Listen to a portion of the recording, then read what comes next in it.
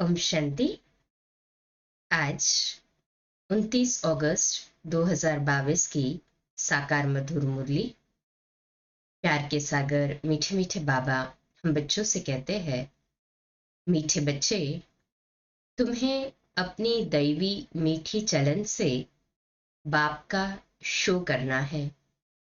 सबको बाप का परिचय दे वर्षे का अधिकारी बनाना है। तो अपनी मीठी चलन से बाबा का शो करने वाले हैं ना हम सभी। है हाँ जी बाबा।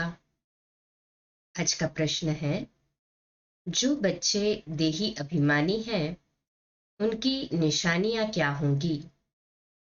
बाबा उत्तर देते, वह बहुत बहुत मीठे लवली होंगे। वह श्रीमत पर एक्यूरेट चलेंगे। वह कभी किसी काम के लिए बहाना नहीं बनाएंगे। सदा हाँ जी करेंगे, कभी ना नहीं करेंगे। जबकि देह अभिमानी समझते, यह काम करने से मेरी इज्जत चली जाएगी। देही अभिमानी सदा बाप के फरमान पर चलेंगे। बाप का पूरा रिगार्ड रखेंगे। कभी क्रोध में आकर बाप की अवज्ञा नहीं करेंगे। उनका अपनी देह से लगाव नहीं होगा। शिव बाबा की याद से अपना खाना आबाद करेंगे, बर्बाद नहीं होने देंगे। सभी अपना यथार्थ रूप में एक्यूरेट चार्ट रखते हैं ना, तो अपने चार्ट से भी हम पता कर सकते हैं कि हम कितना श्रीमत पर एक्यूरेट चल रहे हैं। बाबा की हर एक श्रीमत पर हाजी का पाठ करते हुए कितना देही अभिमानी होकर सबको रिगार्ड और रिस्पेक्ट देते हैं। समझ सकते हैं ना सभी? हाथ ऊपर करें। आज का गीत है भोलेनाथ से निराला। ओम शांति। इतनी सारी बड़ी दुनिया है, इसमें भारत खास और यूरोप आम कहे, क्योंकि भारत तो प्राचीन ही है। यह तो समझते हैं असल भारत ही था। सब धर्म वाले यह तो जानते ही है कि हम एक दो के पिछाड़ी आए हैं। हमारे आगे भारत ही था। यह तो समझ की बात है ना। तुम बच्चे जानते हो कि बरोबर भारत ही प्राचीन है। उस समय भारत ही बहुत धनवान था, तो स्वर्ग कहा जाता था। अतः धन था, भारत के पास तो स्वर्ग था। इस समय तो कोई मनुष्य मात्र बाप को जानते ही नहीं। हाँ, निधन के बन चुके हैं, सिवाय तुम बच्चों के। सो भी नंबरवार पुरुषार्थ अनुसार जितने निश्चय बुद्धि होंगे उतना ही बाबा को यथार्थ जानते हैं। तो हर एक खुद समझ सकते हैं कि बेहद के बाप को नहीं जानते। पुकारते हैं, भक्ति करते हैं, परंतु बाप की बायोग्राफी किसको पता नहीं है। गाया भी जाता है कि फादर शोज सन, सन शोज फादर। अब तुम बच्चों को ही बाप का शो करना है। फादर तो अपना शो नहीं कर सकते। फादर तो बाहर नहीं जाएंगे। तुम बच्चों को ही बाप का परिचय देना है। यह भी समझते हैं कि बेहद का बाप स्वर्ग का रचयिता है। उनको अगर जानते तो आश्चर्य लगता है। हम भगवान के बच्चे दुख में, आयरन एज में क्यों? यह प्रश्न भी तुमको पूछना है। पूछ सकते हैं कि हमें ही दुख क्यों है। पहला प्रश्न पूछना है, तुम्हारा परमपिता परमात्मा से क्या संबंध है? पूछने वाले को तो जरूर मालूम है, और कोई भी पूछता नहीं, क्योंकि मालूम नहीं है। हम तो सभी जानते और मानते हैं ना। कहे हाँ जी बाबा। तुम कोई से भी पूछ सकते हो, यह तो कॉमन रीति से सब कह देते हैं कि ईश्वर सर्वव्यापी है, परंतु सर्वव्यापी का तो कोई अर्थ ही नहीं। दुख हरता सुख करता कहते हैं ना। दुख मिटाने वाला सुख देने वाला तो एक चाहिए ना। तुम थोड़ा भी टच करेंगे अर्थात समझाएंगे तो समझेंगे बरोबर। सतयुग में सुख ही सुख था, अभी तो दुख ही दुख है। तो जरूर सबके दुखों को बाप ने मिटाया होगा। यह तो अति सहज बात है। तुम्हारी समझ में आता है हम पारलौकिक माता पिता के बने हैं। यह ज्ञान की बातें अभी यहाँ चलती है, सतयुग में नहीं चलती। वहां तो न ज्ञान है न अज्ञान है। ज्ञान देने वाला वहां कोई है नहीं। ज्ञान से तो प्रालब्ध पाली। तुम अभी ज्ञान से प्रालब्ध पा रहे हो, नंबरवार पुरुषार्थ अनुसार। देही अभिमानी बनना बड़ी मेहनत की बात है। शिव बाबा की सर्विस में तो तत्पर रहेंगे, वही देही अभिमानी बन सकते हैं। देह अभिमान आ जाने से फिर उनसे वह खुशबू निकल जाती है। देह अभिमान आ गया माना आत्म अभिमानी की खुशबू समाप्त। उनकी चलन से ही सारा मालूम पड़ जाता है कि यह देह अभिमानी है। देही अभिमानी बहुत मीठे लवली होते हैं। हम एक बाप के बच्चे ब्रदर्स हैं, आपस में भाई बहन भी है। दोनों ही श्रीमत पर एक्यूरेट चलने वाले हैं। ऐसे नहीं कि एक श्रीमत पर चले दूसरा बहाना बनाकर बैठ जाए। श्रीमत पर न चलने वाले को बाप कभी अपना बच्चा कह नहीं सकते। स्वयं से पूछे, हम सभी श्रीमत पर चलने वाले हैं ना? हाथ ऊपर करे। बाहर से भल बच्चे बच्चे कहते हैं, परंतु अंदर में बाबा भी समझते हैं कि यह नाफरमान बरदार है। यह क्या पद पाएंगे? बाप दादा दोनों समझ सकते हैं। श्रीमत पर अमल नहीं करते हैं। देह अभिमान के कारण श्रीमत पर चलते नहीं हैं। देही अभिमानी बड़े मीठे होंगे। यह आसुरी दुनिया कितनी कड़वी है। मात पिता भाई बहन सब कड़ुए हैं। यहाँ भी जो देह अभिमानी है वह कड़ुए है। अभी तो तुम देही अभिमानी बन रहे हो। कोई तो सिर्फ तमो प्रधान से तमो तक आए है सिर्फ प्रधानता निकली है। तमो प्रधानता से सिर्फ तमो तक आए है माना प्रधान शब्द निकला है। कोई रजो तक पहुंचे हैं। आत्मा में जैसे जैसे आत्मिक स्थिति के अभ्यास से बाबा की याद से खाद निकलते जाएगी, तो ऐसे तमो प्रधानता से तमो फिर रजो फिर सतो और फिर सतो प्रधान अवस्था तक पहुंचेगी ना आत्मा। बाबा कहते सतो में तो कोई कोई आए हैं, ऐसे नहीं कि धीरे धीरे आते जाएंगे। कब तक धीरे धीरे चलते रहेंगे। Double underline. देही अभिमानी को कभी देह का अभिमान नहीं रहेगा कि यह काम मैं क्यों करूं, इसमें मेरी इज्जत जाएगी। तुम पाकिस्तान में थे तो बाबा भी बच्चों को सिखाने के लिए सब काम करते थे। तब तो अनडिवाइडेड इंडिया था ना 1936 से 47 तक। बाबा कहते उस समय बाबा भी सब काम करते थे कि बच्चों को भी सीखने मिले कि देह अभिमान न रहे। देह अभिमानी बनने से सत्यानाश हो जाती है। बाहर में जो प्रजा बनने वाले हैं उनसे भी गिर पड़ेंगे। प्रजा से भी नीचा पड़ जाएगा। तो सोचो, प्रजा में जो साहूकार बनेंगे उनको भी नौकर चाकर मिलेंगे ना। यह तो और ही जाकर नौकर चाकर बनते हैं। जितना देह अभिमानी बनेंगे उतना अपना पद भ्रष्ट करेंगे। इनसे तो वह साहूकार अच्छे ठहरे ना।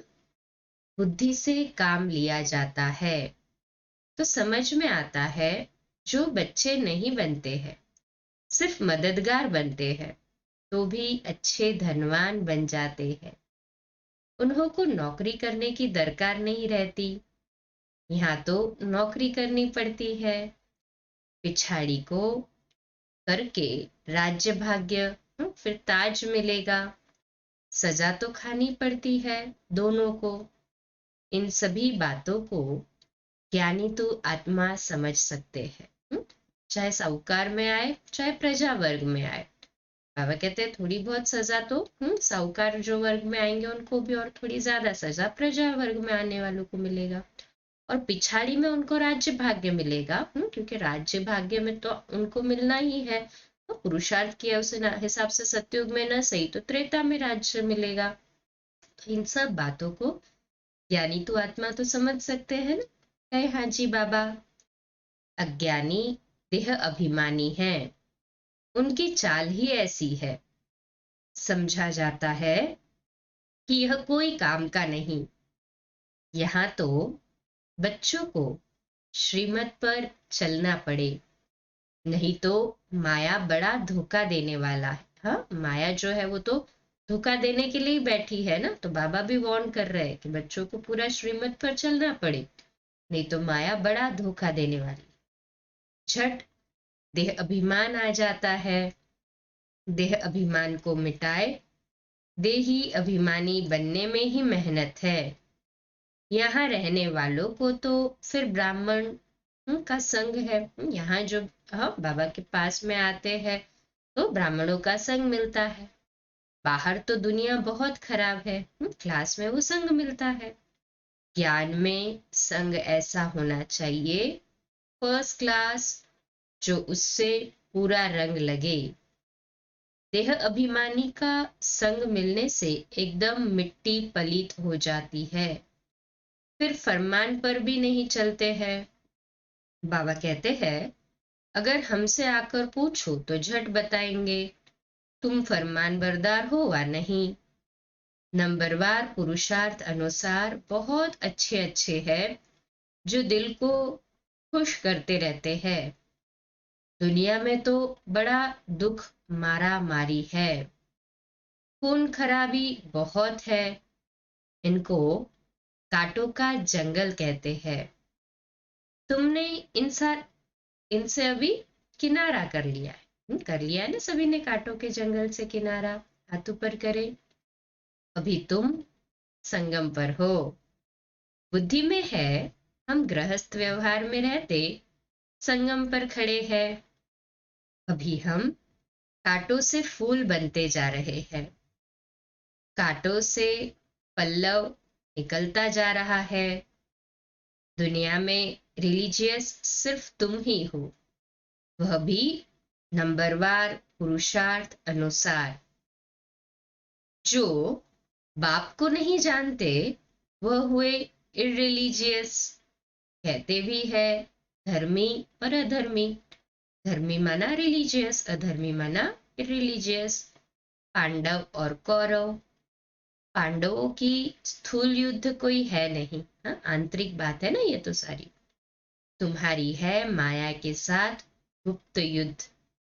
अगर तुम बाप को याद नहीं करेंगे तो माया का थप्पड़ लग जाएगा, तूफान आएगा।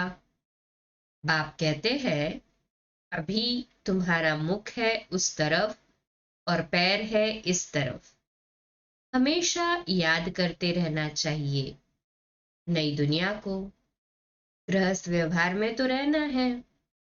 बाप कहते हैं निर्बंधन हो रहने वालों से गृहस्थ व्यवहार में रहने वालों की अवस्था अच्छी है। सब तो एक जैसे नहीं हो सकते, नंबरवार है। स्कूल में कोई एक जैसा नंबर थोड़ी लेते हैं। यह भी बेहद का स्कूल है। बाप सब सेंटर वाले बच्चों का ख्याल रखते हैं। इनको कहेंगे विशाल बुद्धि। विशाल बुद्धि तब बनेंगे जब बाप को याद करेंगे। तुम बच्चों की अब विशाल बुद्धि बनी है। तुम मूल वतन, सूक्ष्म वतन, स्थूल वतन और यह सारा चक्र कैसे फिरता है इसे जानते हो। इसको विशाल बुद्धि व बेहद की बुद्धि कहा जाता है। मनुष्यों की है हद की बुद्धि, तुम्हारी बनती है बेहद की बुद्धि। तो बच्चों की बहुत हाँ, बाबा कहते हैं दो प्रकार की बुद्धि है ना, मनुष्यों की हद की और बाबा के बच्चे जो बने उनकी बेहद की। हम सबकी तो बेहद की बुद्धि है ना, हाथ ऊपर करे। बाबा कहते हैं तो बच्चों को बहुत मीठा बनना पड़े। बेहद की बुद्धि माना बहुत मीठा।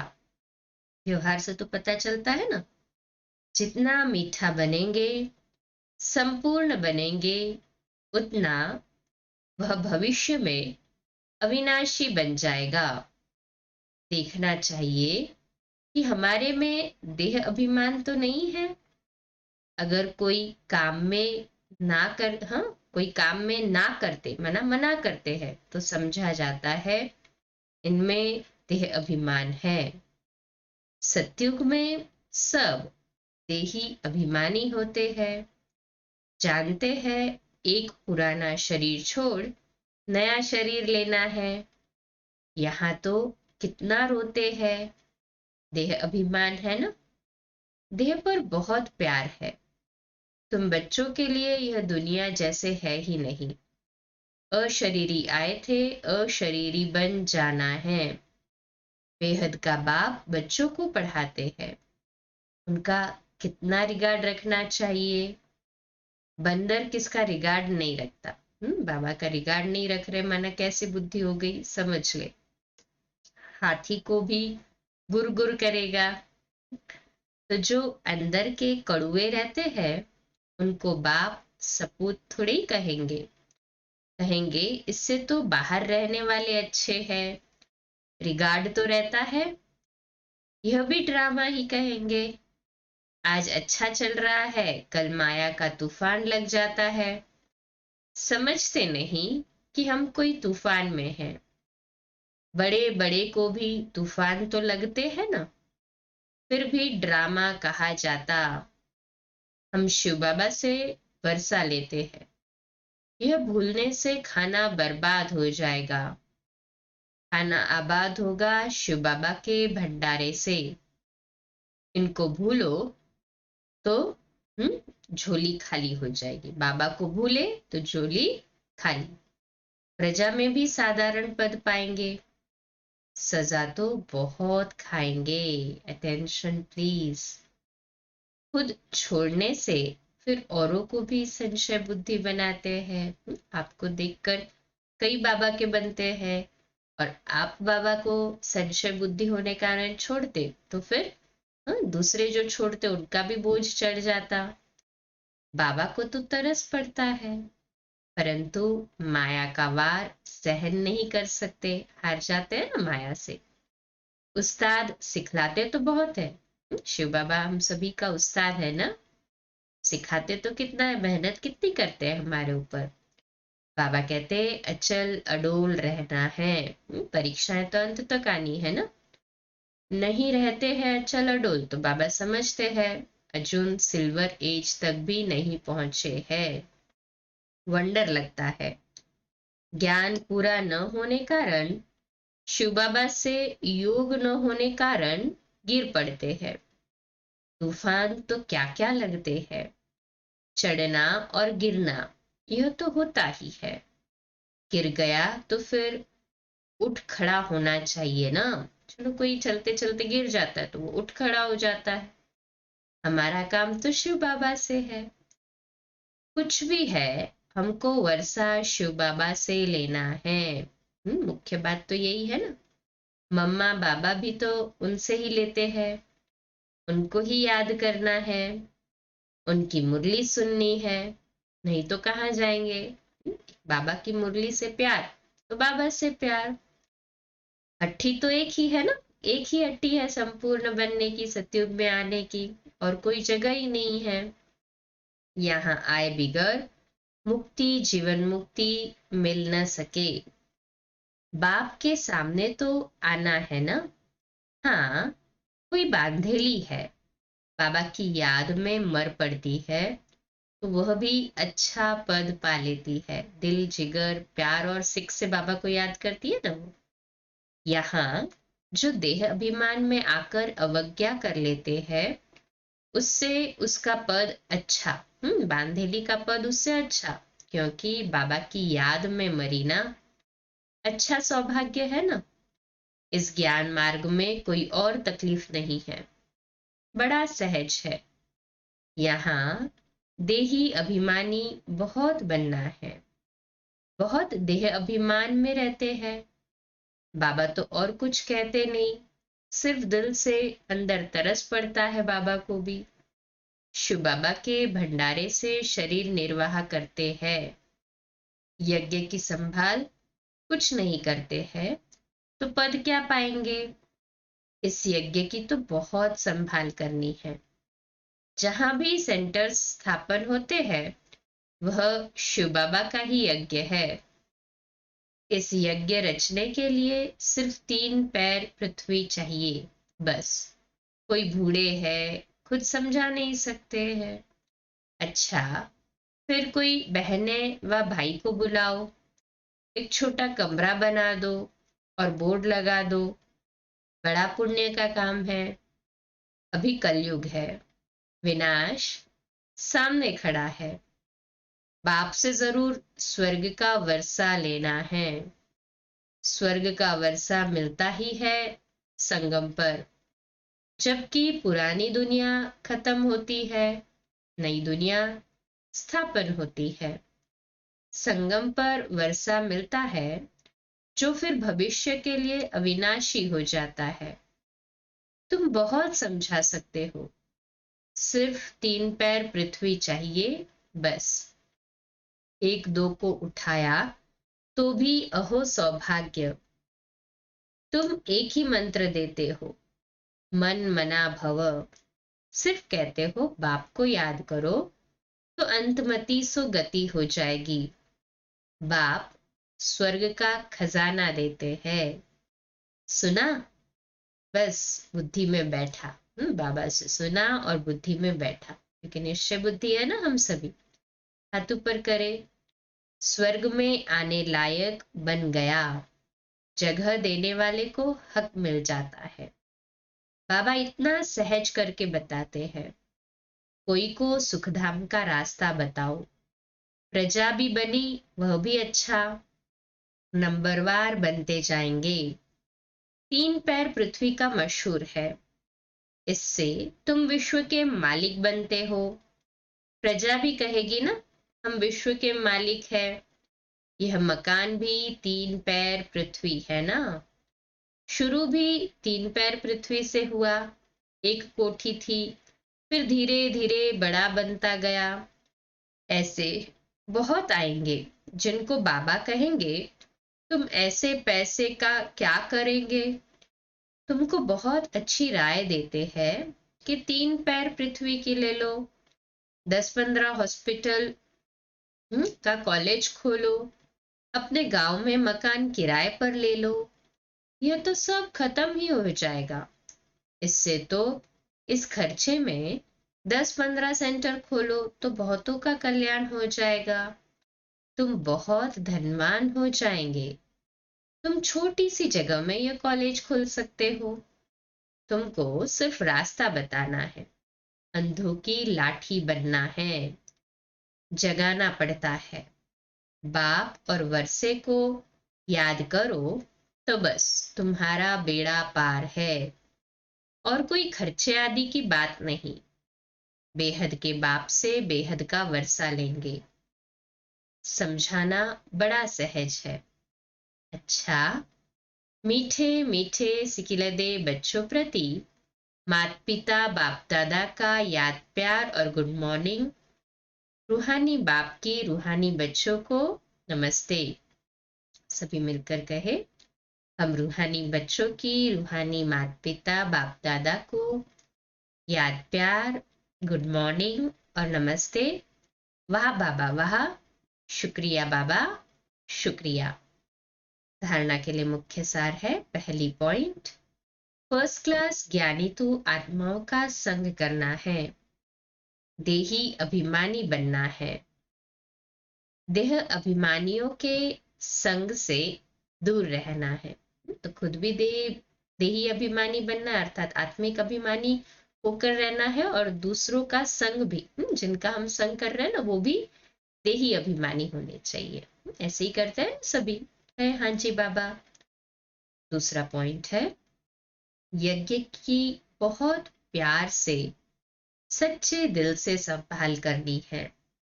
बहुत लवली, मीठा बनना है। सपूत बनकर दिखाना है। कोई भी अवज्ञा नहीं करनी है। यज्ञ हमारा है ना, वैसे चलाने वाले भी कौन हुए? हम ही हुए। तो तन मन धन सब सफल करके इसकी सेवा करनी है, इसकी संभाल करनी है ना। हाथ ऊपर करे, तो सपूत बच्चा बनकर रहना है बाबा का। कोई भी अवज्ञा नहीं करनी है। आज का मीठा वरदान है, ज्ञान गुण और शक्तियों से संपन्न बन दान करने वाले महादानी भव। इसका विश्लेषण है, सारे दिन में जो भी आत्मा सवन संपर्क में आए, उसे महादानी बन कोई ना कोई शक्ति का, ज्ञान का, गुणों का दान दो। दान शब्द का रूहानी अर्थ है सहयोग देना। आपके पास ज्ञान का खजाना भी है, तो शक्तियों और गुणों का खजाना भी है। तीनों में संपन्न बनो, एक में नहीं। ज्ञान, गुण और शक्ति, सब में संपन्न बनना है। कैसी भी आत्मा हो, गाली देने वाली, निंदा करने वाली भी हो, उसे भी अपनी वृत्ति व स्थिति द्वारा गुण दान दो। तो है ना सभी ऐसे गुण दान देने वाली आत्माएं, श्रेष्ठ आत्माएं, महादानी आत्माएं है। हाँ जी बाबा। तो आज का हमारा स्वमार्ग लिखने के लिए और अभ्यास करने के लिए है, मैं महादानी आत्मा हूँ। मैं महादानी आत्मा हूँ। आज का स्लोगन है, जो एक बाप से प्रभावित है, उन पर किसी आत्मा का प्रभाव पड़ नहीं सकता। जो एक बाप से प्रभावित है, उन पर किसी आत्मा का प्रभाव पड़ नहीं सकता। सभी केवल एक बाप से प्रभावित है ना? है हाँ जी बाबा। अन्य आत्माओं का प्रभाव नहीं पड़ता, तो न लगाव है, न झुकाव है, न टकराव है। बस एक बाबा, दूजा न कोई, यही बात पक्का है। अच्छा, कम बोलो, धीरे बोलो, मीठा बोलो, सत्य बोलो, सोच समझकर बोलो। निमित्त भाव, निर्माण भाव, निर्मल वाणी। 2 मिनट के लिए बाबा के घर के लिए शक्तिशाली योग के प्रकंपन फैलाएंगे संगठन में साइलेंस के बल से।